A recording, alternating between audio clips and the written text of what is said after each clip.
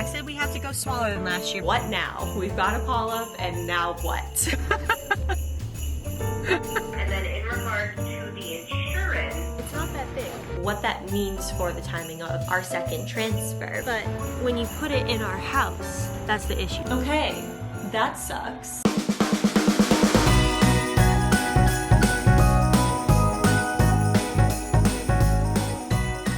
So No taller than my eyesight. we That will didn't measure. guarantee.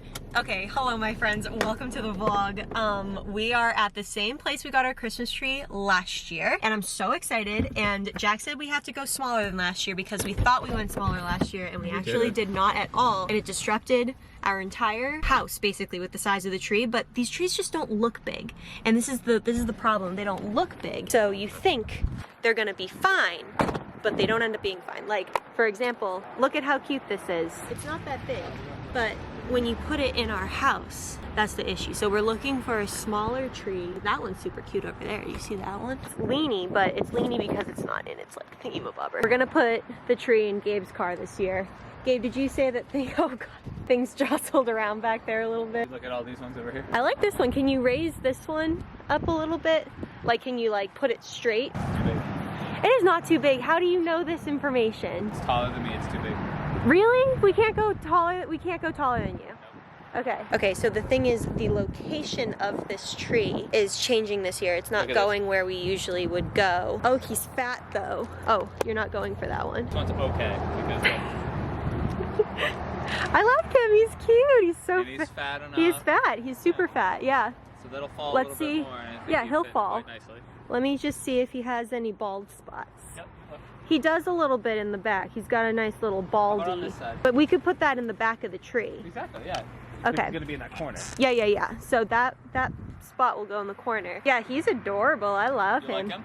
It's just like the fatness of him might be an issue because it's going in that corner. Well, there's a lot of room, like because he's in the corner, Yeah, not worried about the fatness. you're not, Well, because it's a corner. Like in I'm a corner, not worried about this fat. This is a containable fatness. this is a containable fat Yeah, tree. but the other one, that's like could be a showstopper. You know, last year's tree gave female energy. I think that's what I said. This one's giving like cute little male energy. Like I want to name him Timmy or something. Yeah, his name's Albert. No, Albert is like a big grandpa tree. it? This was a good find. Let's just take one more sweep. Do you want to take another look back at your tree? This is a pink I'm ribbon. not going to say no, but I'm going to give you what I think. He already said no to me. Do you hear this? Absolute gaslighting. No, you can argue. I won't deny you the tree you want. It looks a little fuller, and the branches haven't fallen, so I think he's going to be a good size. He's gorgeous. Gorgeous, If darling. you like this one's my top vote. That's your top vote? Okay. Your top vote. Nope. What do you think, Gabe? I don't know. No, I like him a lot. He's gonna fall and he's gonna be fatter than the other guy. Think so? Yeah, I think Well, he he's might. out of the way this year, so. I like either one, so you get to pick. This one looks a little fuller. I like this one because we can trim some of the bottom ones to have it slingy on. Okay, I like him. He's great. This is a good tree bump. 60. 60. Let's grab the cash. Yeah, let's do cash because we have so much from like Dad paying us back and stuff. It has to be 60 even, right? Yeah, maybe with plus tax. 2, 3. Is that it? All right. I would rather almost like take that bag. Are you gonna ride with me or are you gonna ride with him? I'm gonna drive. Yeah. Okay, Gabe, do you mind if I put this in the front seat? Sure. Okay, because then stuff won't topple as much over him. All right, so I think what you should do. I don't want to break the top. It's okay. What you should do is go to your side door. Yeah. I'm gonna hoist it over to you, and you gotta. All right, ready? Oh shit. All right, you're gonna have to Put it in the middle. put it in the middle. There you go. Perfect. Now bend him in a little bit. Yep. His top is bent in and it makes it perfect. Thanks, Gabe. Man, now my back of my car's cluttered.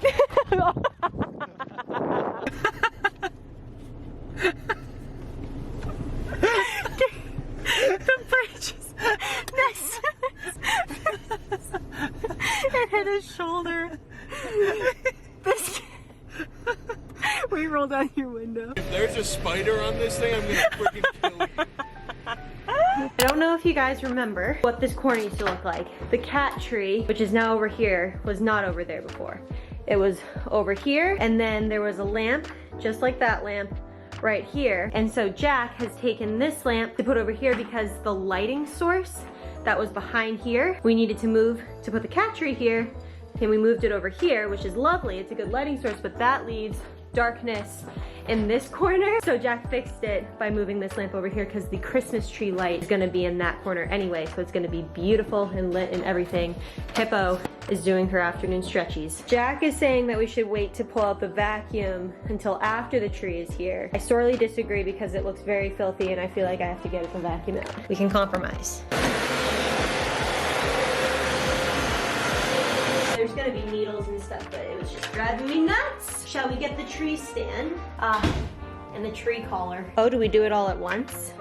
No, do it this way. That way the feet aren't sticking underneath it, you know what I'm saying? Yeah, it's a good idea, darling. Yeah? Yeah, we just have to vow to not turn on our heat over there. Yeah, we never turn it on anyway. There he is.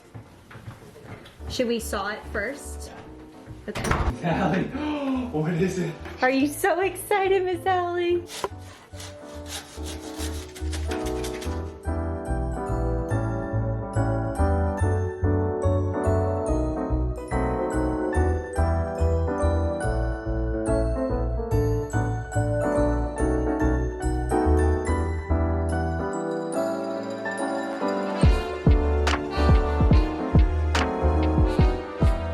What do you guys think? Is it straight? I think it's straight. High five. And this is what it looks like on this side. I think it's pretty good. This side hasn't fallen yet, so it looks a little lopsided, but it's not because this side is just smushed in like that. It will fall and it'll look really nice. Oh, that was a lot easier with 3 different people. Thanks, High five.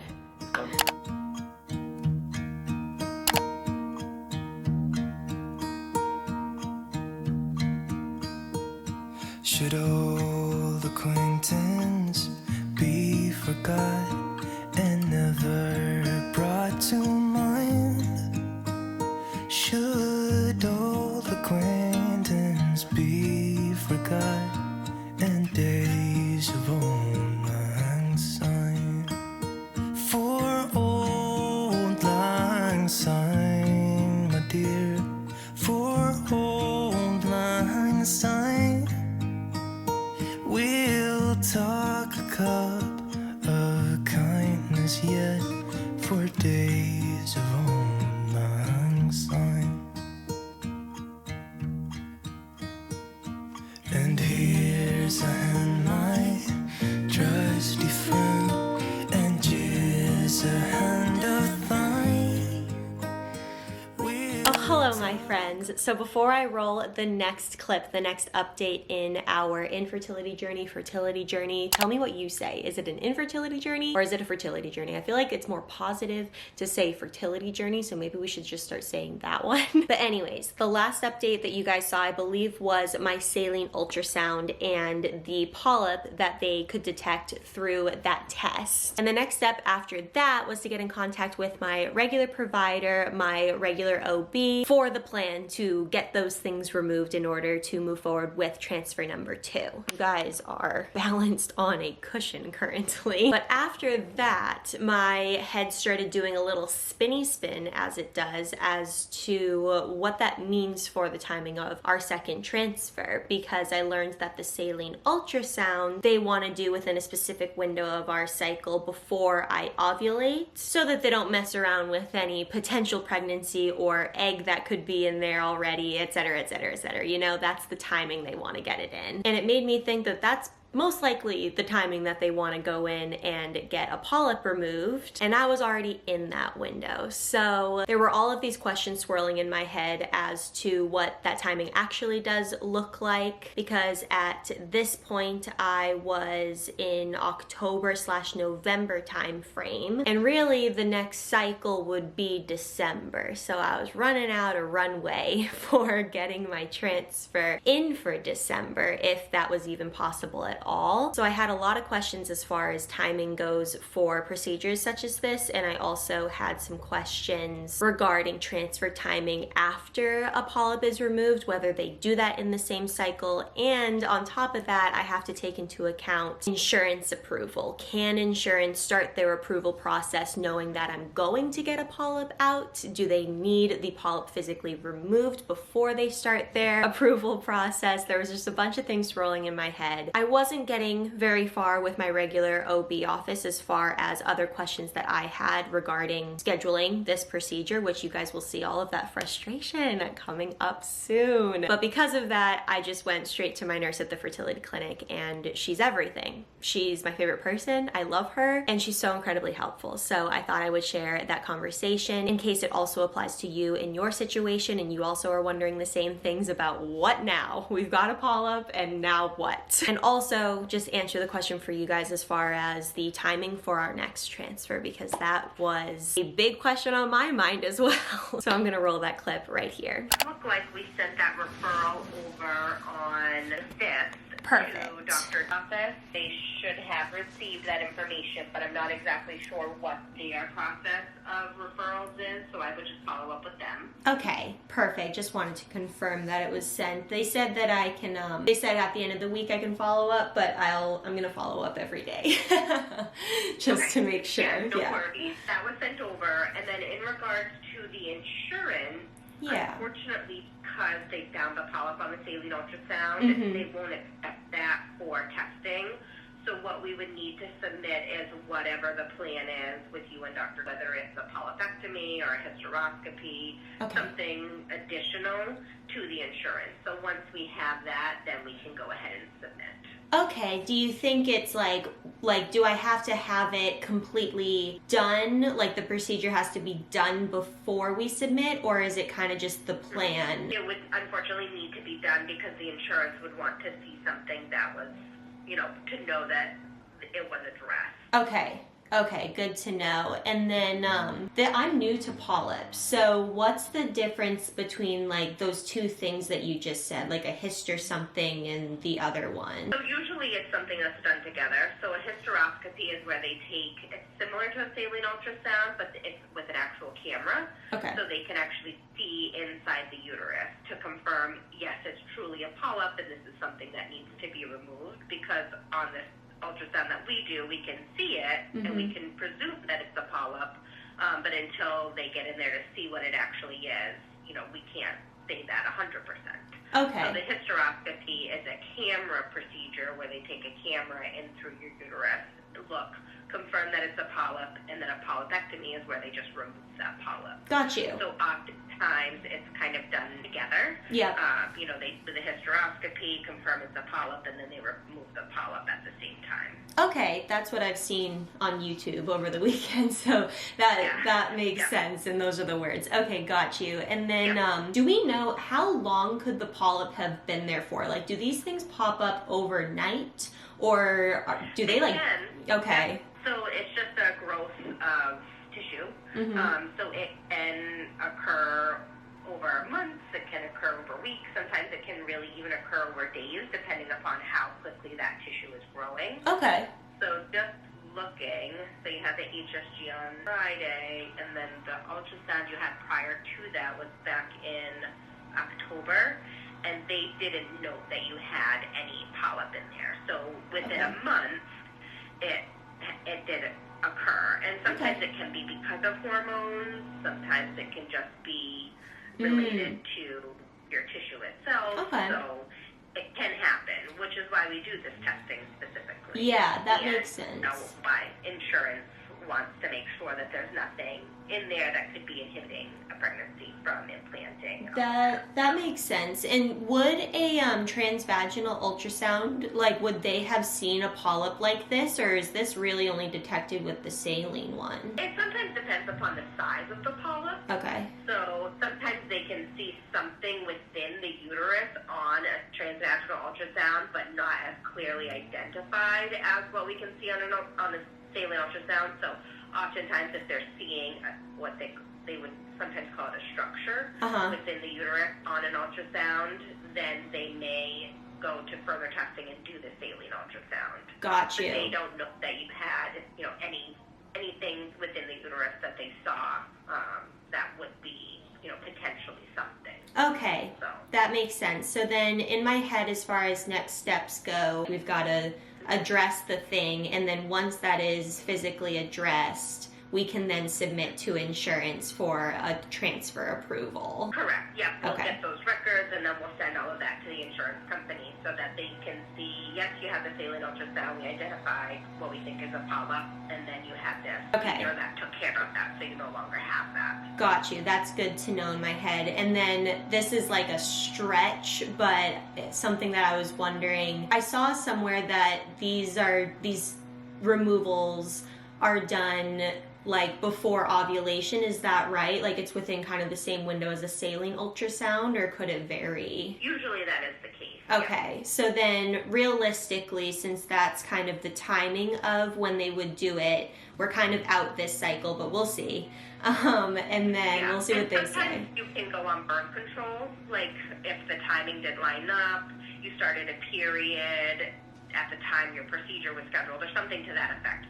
Sometimes birth control is often used so that they can prevent that from happening, either preventing you from having a period when your potential procedure could be, or just making sure that you're not going to have a period that could impact the timing of your procedure. Okay, So gotcha. sometimes they use birth control for that reasoning, if the timing of when you're scheduled and the timing of your cycle kind of coincide. Okay, that makes sense. And then, like, realistically, since I'd have to have this removed before insurance kind of does their thing, like, we wouldn't be able to do or start a transfer cycle, since I would start, like, estrogen on the first day of my period, like, in the same cycle that they would remove the polyp, right? Correct. Okay, that makes And sense. we wouldn't want to do a transfer within the same cycle anyways. Okay. Because we would want the endometrial lining to be able to heal from the polypectomy and all of that. So it would be recommended to do it with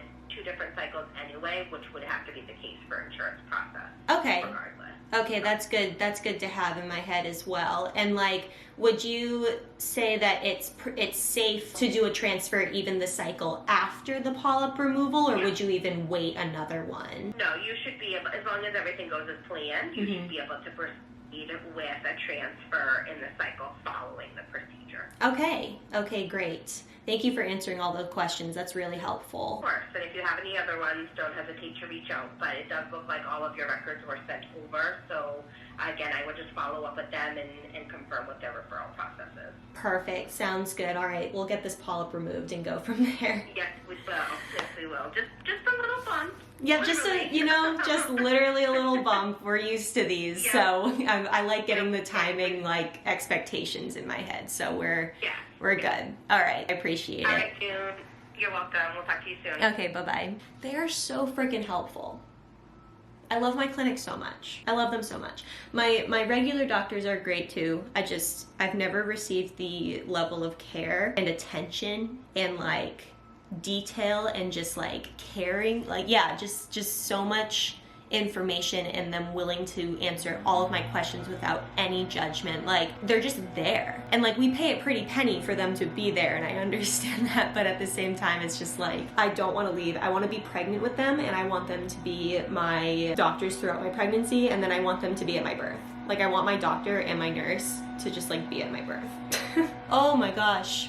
Okay, that sucks at the same time. Sorry for the construction out there. I don't know what they're doing, but that does suck at the same time, because in my head, and I'm glad I have my answers, just initial thoughts spewing right now, I'm glad I can let go of the like, oh, I need to schedule it within these specific days so that I can transfer within December. Like, that's just off the table for us right now, which does suck. But I don't do well with rushing things and hoping that, like, you know, this day I need to get it done right now, or else I can't have this done. Like, honestly, there's no way even I would be able to transfer in December, even if I were to get the polyp removed right here, right now, within this cycle, within like tomorrow. Even if it were to happen tomorrow, I still wouldn't be able to transfer in December, because the insurance would take their time, and I'm already within like 2 weeks, the time frame that they would eat up for approval.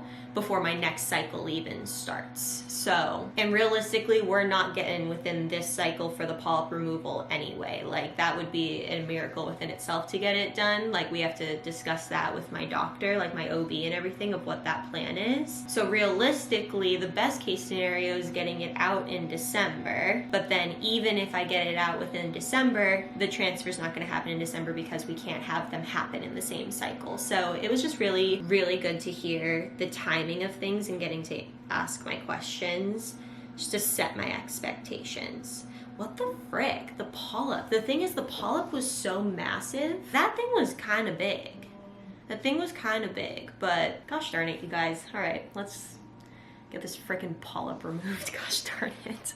So yes, I still share the same sentiments, the same thoughts. This sucks. It just does. I think at this point, I would almost put the procedures and the medications and like the physical things that we go through as far as infertility treatments on the same level of suck as the waiting. The waiting is so hard. I wish that everything could be timed whenever the frick we wanted, like no matter what our cycle wanted to do. But unfortunately, you only get 12 chances or 12 cycles within a year, and that's not a lot when you think about it, especially with how they're spaced out. It's so incredibly frustrating. And over the last couple weeks since settling into the idea that we would not be doing our second transfer by the end of the year, it definitely sucks. It really does, but time heals everything. You know, we've been really enjoying the holidays with our family. I've been able to have champagne and wine, and that's been lovely, but I would give up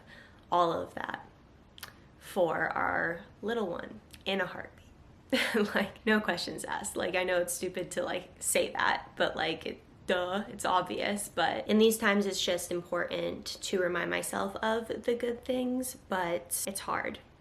During these times, it's really difficult to remind yourself of the good. Like, that sounds so depressing, but just know I'm trying my best. I'm doing my best to think positively. And honestly, at the end of the day, the most positive thing to come out of this is there is something to fix. Like, that might sound weird to say that that's a positive thing. Like, it'd be nice if there wasn't a polyp at all, but to find it, there's something that I can fix right now, which is almost nice in a way. But again, nothing replaces being able to do a transfer and hoping for success. So that is going to be it for today's vlog. I hope you all enjoyed it. If you did and you haven't hit the subscribe button yet, make sure to do so down below, because I upload videos on Wednesdays and Sundays, and during Vlogmas, another upload here and there throughout the weeks. I love you all very, very much, and I will catch you in the next one, my friends. I'll see you later. Bye!